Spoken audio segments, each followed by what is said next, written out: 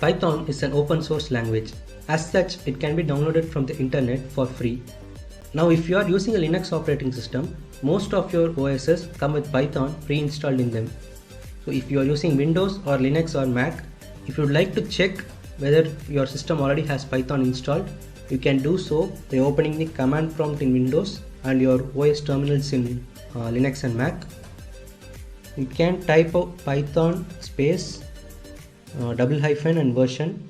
So if Python is already installed in your system, you can see the version number. Otherwise, you will see an error message saying Python is not recognized. So if you need to install Python, you can head over to their website, which is www.python.org, and you can head over to the downloads section. And since I am using Windows, I am going to download the setup file for Windows. And if you are using other operating systems, you can choose your corresponding operating system from here and download the setup file. So once it is downloaded, you can open it to install Python. While installing, you have to make sure to click this Add Python to Path option. This is mandatory for your system to recognize or detect Python. And if you forget to do it now, you can still manually add it later once the installation is over. So you can either directly install with the default options or you can customize your installation. No need to change anything over here. You can click next, and again you can leave all these options as it is. And over here you can change the folder where you would like to install Python in your system. And once you do that, you click install to finish the setup. So I already have Python installed, so I'm not going to repeat it again. I'm just going to skip over this. So once you finish this installation, you can verify again by typing Python version just like earlier. If you still get an error message or you forgot to add the path as I mentioned before, you can do so by opening the path variables. To do that, go to Start and open Edit the System Environment Variables. And here under this Advanced tab, you have this button called Environment Variables. Click it, and here you have two sections, User Variables and System Variables. We need to add the directory to System Variables. So here scroll down and find this variable name called path and edit it. So in this, you have to add a new entry, the directory where you have the Python installation. So in my system, I have installed Python in this directory, so I'm going to add the path. So before adding, make sure this Python application is there in that folder. Copy this and paste it over here and give OK. So confirm this, and now you can check again. So it should work, and then you can start using Python. Now that we have successfully installed the language, let us see how to run or execute a Python program. We have two kinds of coding when it comes to Python. One is called the interactive mode and the other is called the script mode. In interactive mode, we execute the code line by line or block by block. We will see what code blocks are later. A series of input and output exchange happens between the user and system, or you can say that the user interacts with the system continuously, step by step. So in script mode, however, the entire code is run in one go, not after each individual line. We usually refer to Python as a scripting language and Python programs as scripts. Do you remember the difference between compiled and interpreted languages that I mentioned about during the introduction video?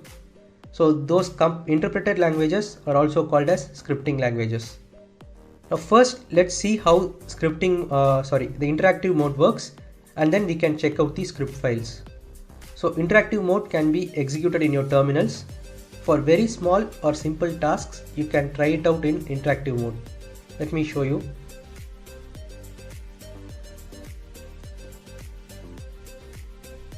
There is one thing that I would like to clarify. I use Windows and hence execute the commands in the command prompt. So throughout this course, whenever I mention command prompt, it automatically also means that I refer to the terminal in your Unix systems, and you need to try out whatever I type here in your Linux or Mac terminals, and also vice versa. if I mention terminal, it also means that I am referring to the command prompt. So open your command prompt and run Python.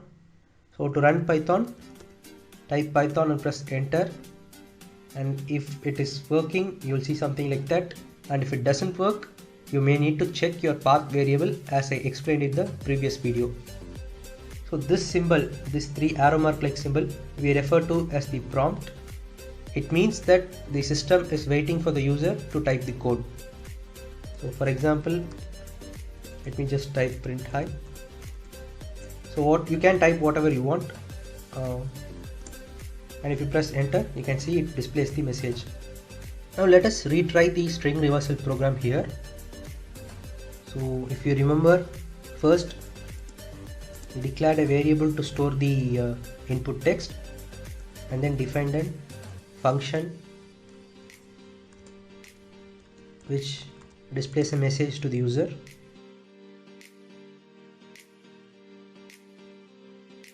And this input function gets the input and stores it in A. So as you can see, immediately as I finished typing this line and pressed enter, it executed it. Now it is asking for the string. So let me just give hi. Let this be our sample string. Fine. Now after I gave the input, again it has stored in the variable. After that we didn't do any process, so it is again waiting for an input from the user. Now I can say, for example, reverse the string and store it in another variable called x. So if I press enter now, again that line has been executed. So this means that the string A has been reversed and the value of the reverse string is stored in x. Now if I print x, so we get the reverse string. So as you can see, whatever we type executed line by line. And as we mentioned, as I mentioned earlier, this is a series or sequence of input-output exchanges happening between the system and the user. So this kind of execution where we immediately get the output for every line or block we type is called the interactive mode. To run a Python program as a script, you need to first type out the entire code in a file. You can open any text editor of your choice, type your code and save it with the .py extension. I recommend using Notepad++ for Windows. So it has a lot of advanced options compared to your plain Notepad, which are very helpful. So if you don't have it, you can download it from this notepad++.org, and you can choose the latest version, download and install it. You can also type your Python code in ordinary Notepad too, but the UI is very simple and it doesn't have much features that will help in development. So let me open a sample script and show you in Notepad++. So this is a sample program in Python. So don't be overwhelmed by this code. When you finish this course, you too will be able to write big programs like this. So unlike in interactive shells, you can code easily. You have this selection option which enables your cut, copy, paste on all your common text operations. So, and we can also differentiate segments of code easily through various colors, and you can also hide portions of code when your program gets too big, so that you can view the code easily. And it automatically indents code. So indentation is basically the spaces that happen for each block.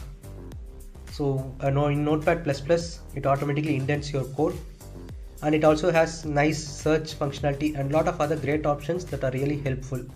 So if you are using Linux, I think your default text editor is enough, since it pretty much has most of the needed features. So you just type out your code and save it with the .py extension. For example, now again let's get back to our string reversal. I just open a new plain text file, or sorry, not text, plain file, and then I type out my code. A equal to input enter text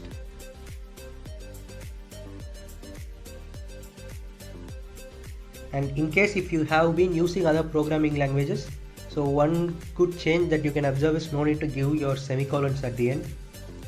In Python it is not necessary.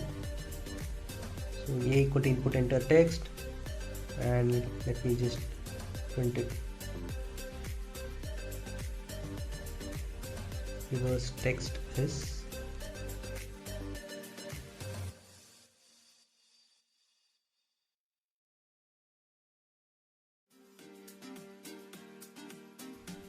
so this is all it took to reverse a string. So now that I have typed the code, I need to save it with the .py extension.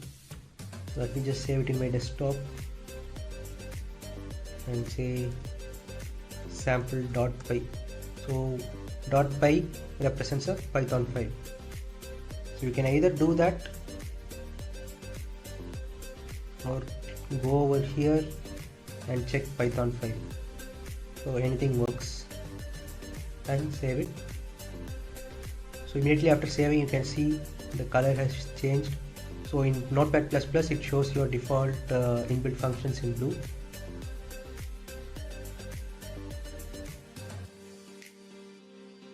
Now before running the script, I would like to remind you to understand the difference between a relative path and an absolute path.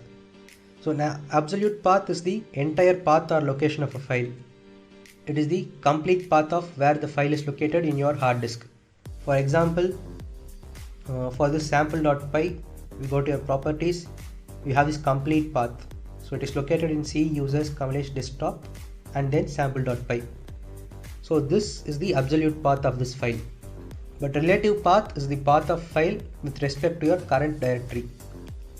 So if you open your terminal, let me just exit the Python program.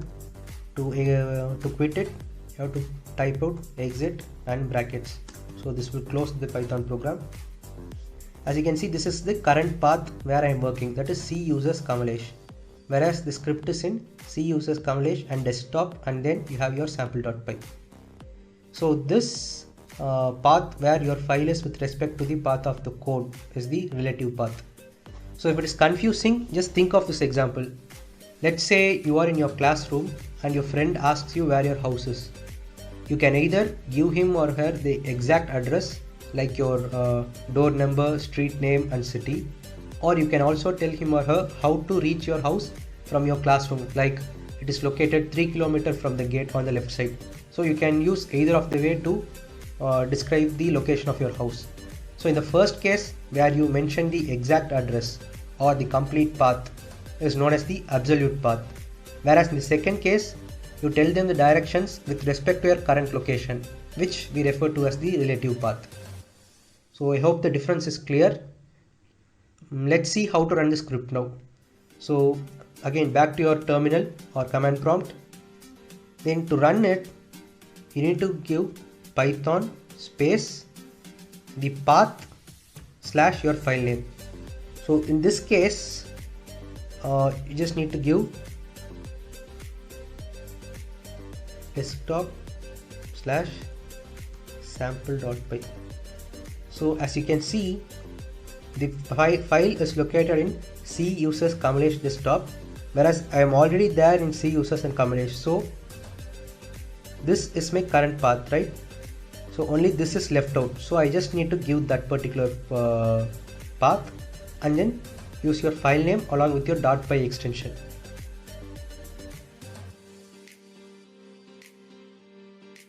So if you run it, see it asks enter text, and I can give hi. So the reverse text is hi. So can you compare the difference from your interactive mode to script mode? As you can see here, immediately after giving the first line, it executed. Then we had to give the second line, then it executed, then it went on with then it went so on. But here you wrote everything in a file and execute it, it automatically executes the entire code. So this is the difference between running a code in interactive mode versus running a code in script mode. And also one thing I would like to mention is, whenever you give your path, it is always a good practice to give within double quotes. The reason being that sometimes you might have spaces. Say for example, in desktop I might have a folder called sample programs, and I may have a space in between. So if you don't give your double quotes, this space will not be recognized by your shell. So it is always a good practice, whether you have it or not, always give the path within double quotes. Also, I would like to remind you that I had used here a relative path to run my file. So I only needed to provide the remaining portion of the entire path. You can also give the absolute path. So what if I am currently in a different drive altogether? Say for example, I am right now, let's say my working directory. At the moment it is C uses Kamalesh. So let's assume right now D is the working space where I am in. So from D drive I can't give a path in C drive. Okay, so relative path cannot be used from one drive to another. So in this case we must give the absolute path. So to do it, you can give Python and you need to give the absolute path, which is the entire path. Users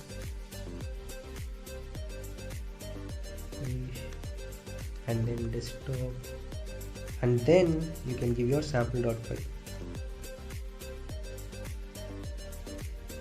See, now it will execute.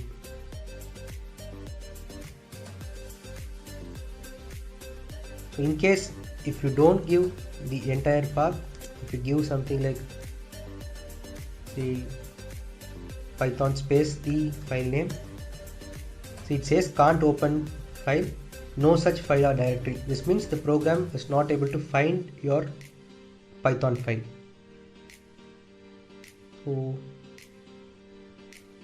and also one more thing is that we can also change the current working directory to the folder of your script and then run it instead of giving your absolute path. So to do that, use cd. Cd is the command to change your directory. So it works in both Windows and in Linux. So cd space, first go over to your C drive.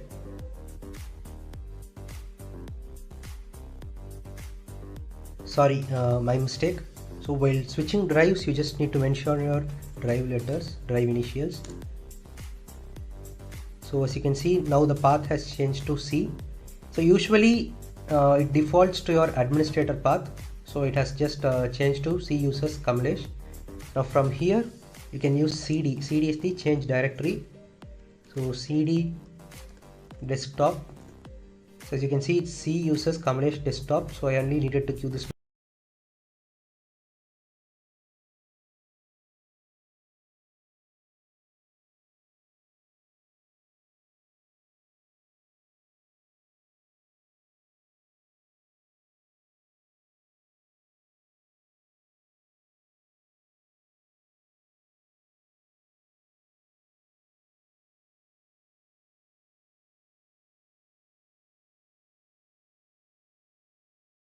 Desktop because it was already in C uses in Kamalesh. Now your current working space is this and your code is also in the same directory.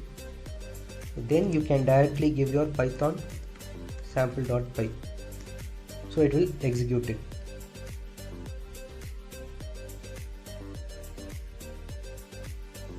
So if you are still confused about using relative path and absolute path, so I would suggest that as a safe bet, always go for using absolute path.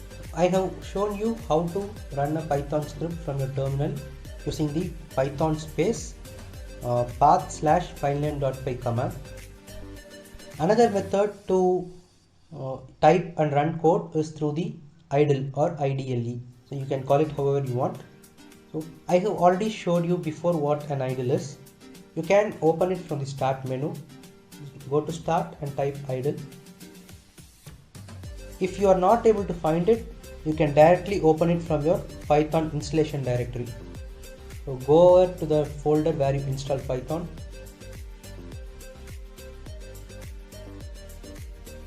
So in this you have a folder called lib. So open that. Within that you have idle lib, and inside that you have your idle file. So this idle, which is a Windows batch file, if you open this, you will get the same screen. So this is basically an interactive shell. As you can see, you have the prompt which is waiting for a user to input something. One key feature of idle is that it supports both interactive shell and script files.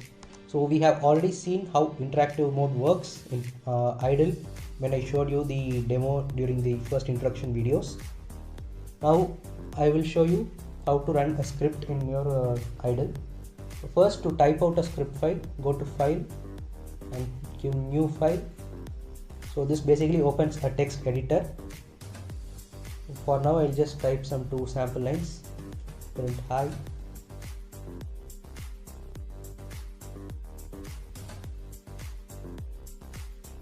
Print hello. So this is the sample program.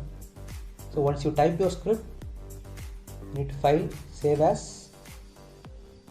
Just save it again in the desktop.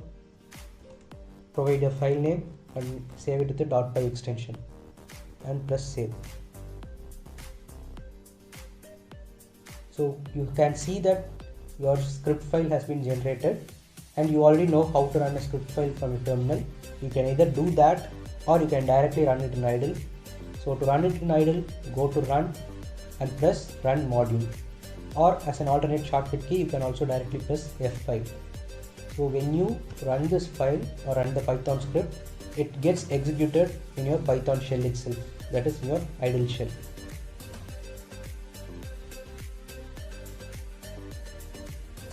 So unlike your OS shell, the idle shell is much more user friendly. So you have all these options which you can perform, and also while you are typing the script file, just like Notepad++, it is also really convenient to type in. So for a beginner, an idle is very easy to use and simple to understand. And then we have IDEs. So IDEs, called as integrated development environments, are more suited for professional developers. They have a lot of advanced features that are more suited for expert coders. Some of you may have used IDEs like NetBeans or Eclipse before while you were doing Java or other programming languages. And for those of us who have not seen how an IDE looks, I will just show you a sample. So for Python, we have a lot of Python specific IDEs called, you have PyCharm, you have Spider, then there is an IDE called Wing, and also you have Python extensions for Eclipse and NetBeans. So this is how a PyCharm IDE looks like. So you have this area where you can type out your Python script file. So as you can see, you have too many options in an IDE. So some cool features of IDEs include auto completion of syntax. Then you have code comparisons, where you can compare 2 versions of a code and see where they are different or in which line they are different. So you have lots of advanced features too, but do avoid using IDEs unless you are developing a very large project, since it has so many options that make development very convenient more than necessary. You will not be able to learn the language properly if you are starting out. But once you get good enough to write programs from scratch without much help, then IDEs can become very powerful environments for coding. So we have seen how to execute Python in interactive mode and then through scripts, and what are the different ways to execute. Then we also saw how to use idle, and then a summary of how IDE looks like and how to code in IDE. So this is your coding area, and you will be typing out your script, then save your script. Over here you have your run option, or you can do it outside from your terminal to open the .py file. So in the next video, I will show you what a notebook is and how to use it. Jupyter Notebook is an amazing tool that makes Python programming convenient. It was previously called as an IPython notebook, but later renamed to Jupyter. It is called a notebook because, similar to your paper notebooks, you can do a lot of things. You can not only write code, but also take notes, type text, or even display graphs or tables. You can also run the code directly on the notebook. So let's see what their website states. So have jupyter.org is their website. Note it is Jupyter, not JUPI. It is not the same as the Jupyter planet. The spelling differs.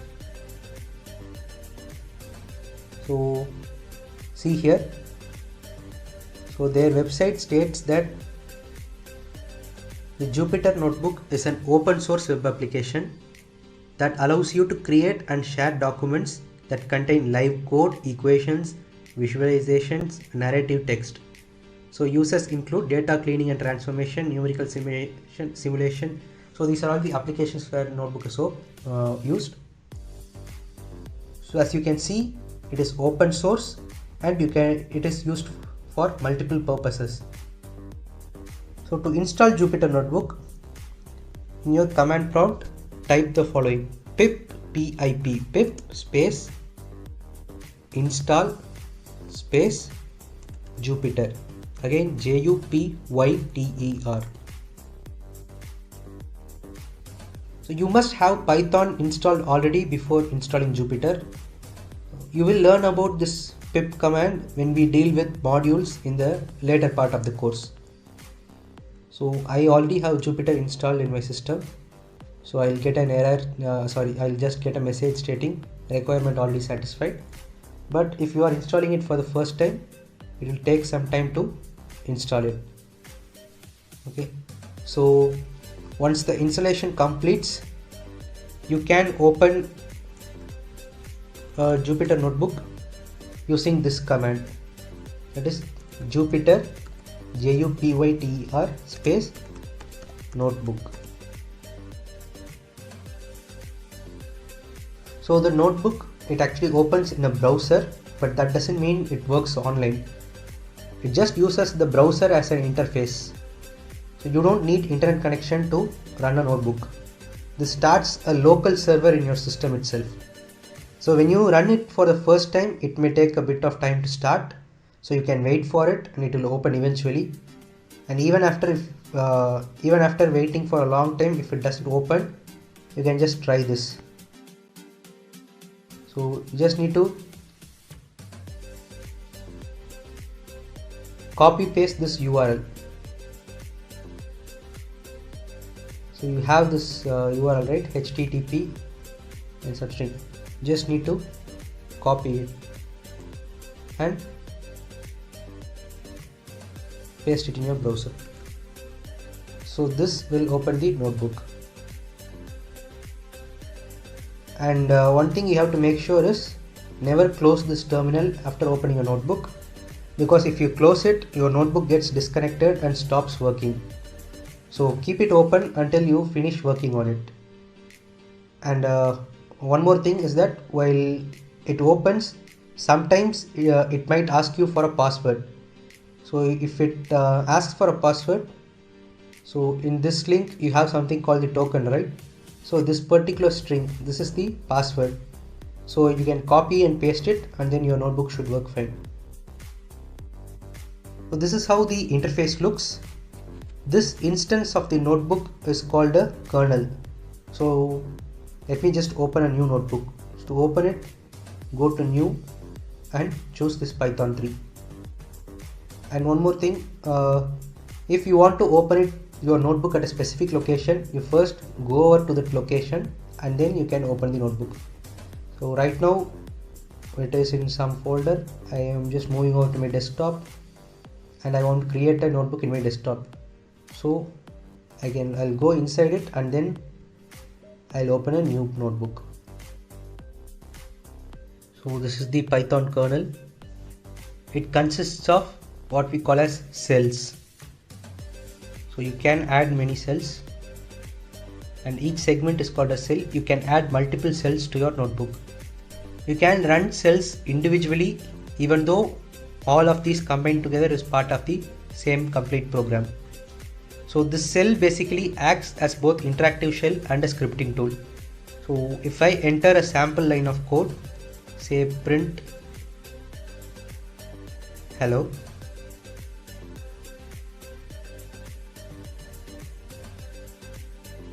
so it immediately executes.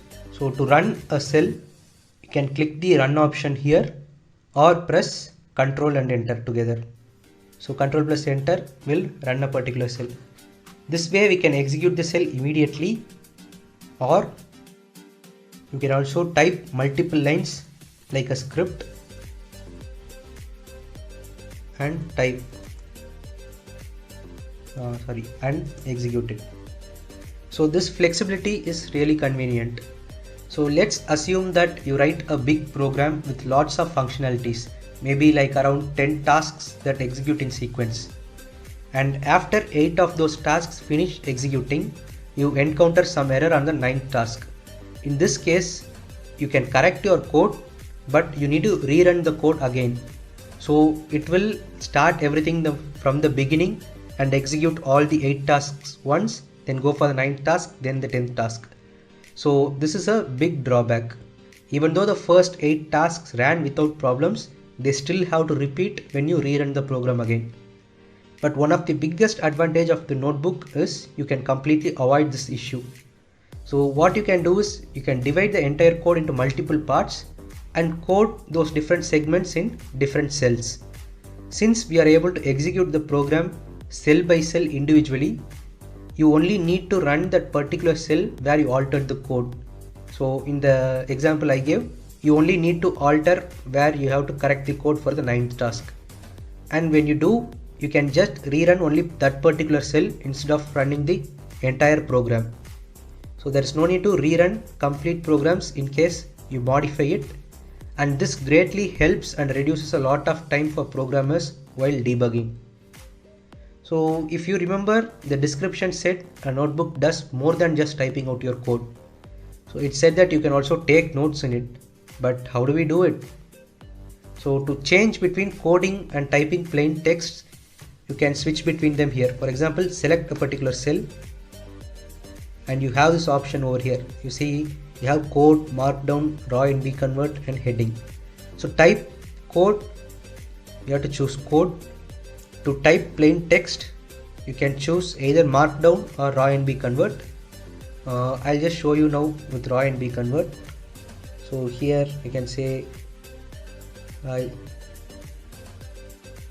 this is a sample notebook, and again to run it, press Ctrl enter.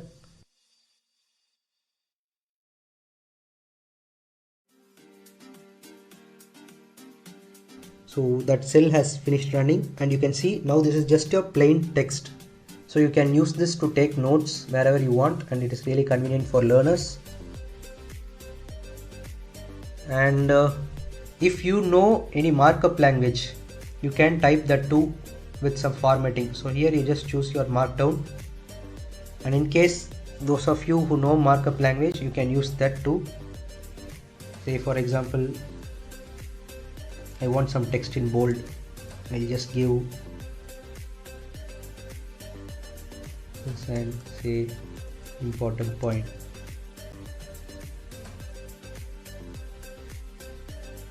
So now you have this text in bold. Same way you can have pointers too.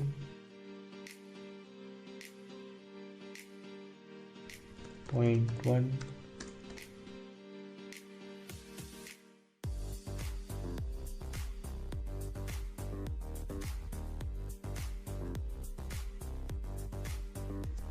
So you can type out multiple markup language, and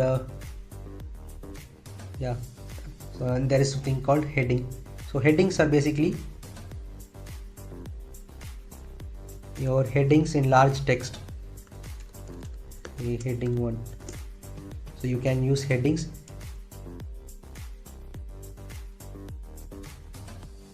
You can also change the size of the headings. So the more hash you include, it gets reduced for some size. I think it changes from first large size up to 6 sizes down. So this way you can convert between codes, your markup text or plain text or headings. And just like how Python scripts ended with the .py extension, notebooks end with ipynb extension. So if you see, now that I created a notebook in desktop, you already have a notebook created, it automatically creates one, and you can see it ends with ipynb. So ipynb extension means it is a IPython notebook or Jupyter notebook. Again, one more thing, you can rename your notebook over here. You can rename it from there. And another helpful functionality in notebooks is that once you finish with your code, you can download the entire notebook. Just going to file and you download as. So you can choose from any of these formats.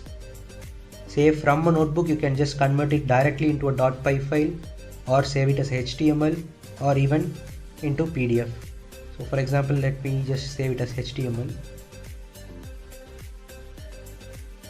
So save file. So you have a HTML saved. So if you open it, so it will be the same interface will be stored as a HTML. So this is easy when you are sharing your files to some other persons or to some other system. It is really convenient to share. And I mentioned that a cell also functions like an interactive shell, right? Which means that you can also directly run other Python files here, just like how you would do it in a command prompt. So to do that, you type your command just like how you would type it in the terminal, but with an exclamatory in the front. This denotes that the Jupyter kernel will function like a terminal. So for example, if I need to run, let's take our sample.py itself. If I want to run it in a Python notebook, you just use this exclamatory, and then whatever command you type normally in your terminal, you just type it out. Again, now that our paths are all different, to avoid confusion, I am directly using the absolute path. C users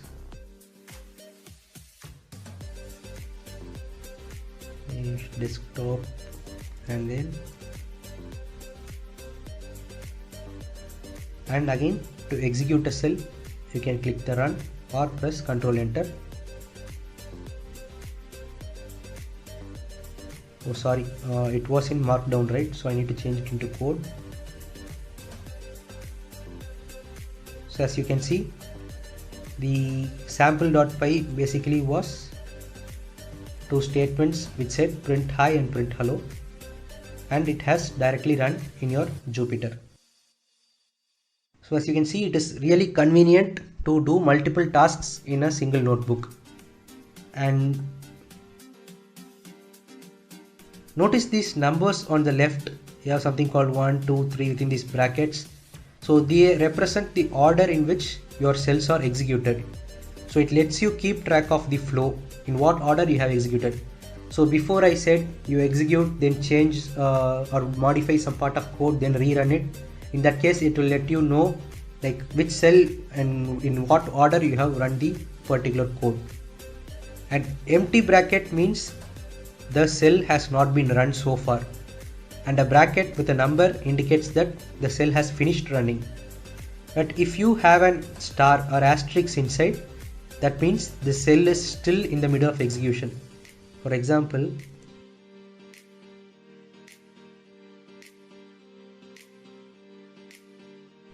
so this is something we call as the infinite loop. So I am just showing it to demonstrate you how it denotes when a cell is still running.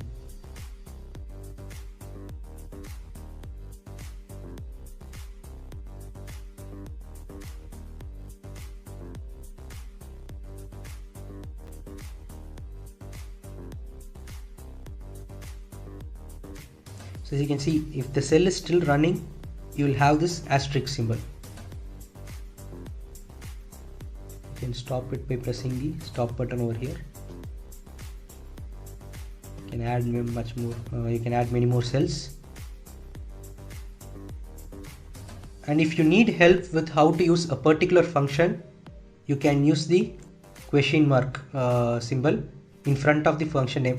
For example, right now we know what a print function does, so I'll just check what it says for the print function. So use a question mark and type print and then execute it. So it shows you something called the doc string, which is basically the definition of print and what all values you have to give inside it. So you can see this is the doc string for print, prints the values to a stream or to sys.std out by default. So basically it says it prints the value to an output, and these are optional keyword arguments. So we'll look at what are arguments when we deal with functions. So they are basically the values that you give within these brackets. So this way you can also see the it is really helpful to learn about functions when you are using, so that you will know exactly what it does and what all values you need to pass for that function. This is not only applies to the inbuilt functions, but also to the functions that you define manually in a program. Say you have some 20-30 functions and you find it difficult to scroll through all of them. You can just use question mark and that particular function's name, and it will show you what that function receives or sends. And if you play a lot of games, you must know what a checkpoint or a save point is. So it is the state where you can save and load back again. Exactly, in notebooks you can create checkpoints. So if something goes wrong in your code, say you accidentally changed something and your code stopped working and you need to go back and redo that change, you can always rewind or revert back to the point where you created the checkpoint, just like in a video game. So to do that, go to File, Save and Checkpoint. So once you do that, a checkpoint will be created, and to restore back from the checkpoint, you can use this revert to checkpoint option. So let's say now I am saving this checkpoint at this particular instant. Then I do some operations. These are just random stuff I am just doing. Okay. Now my notebook is saved at this particular instant after I made these changes. Now if I want to go back to my previous checkpoint, File, Revert to Checkpoint, and choose this and give revert.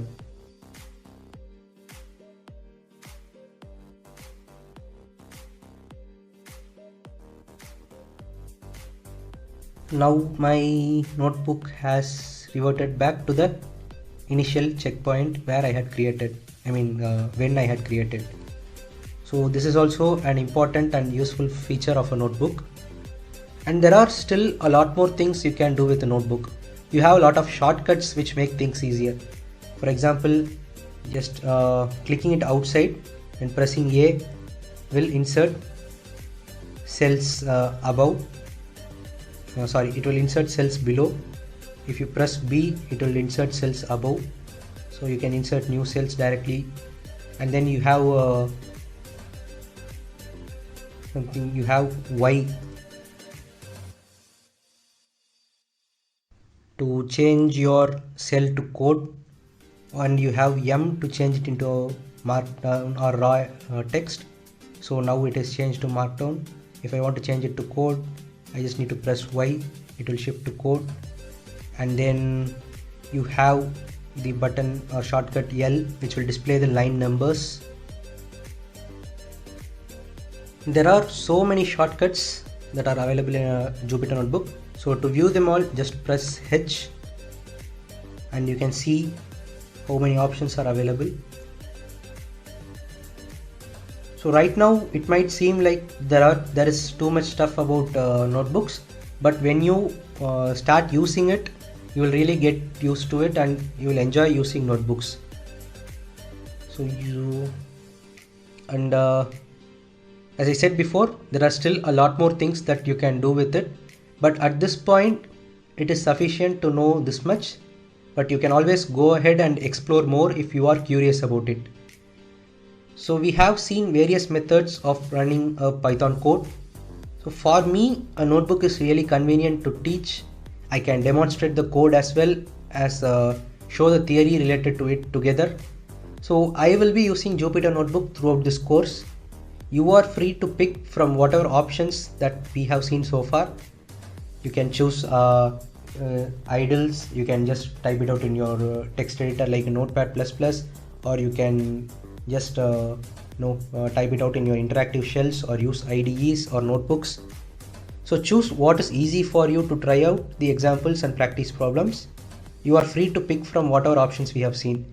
So, but if you are a beginner, I personally recommend you to start with idle, and once you are comfortable with it, you can switch over to the other methods.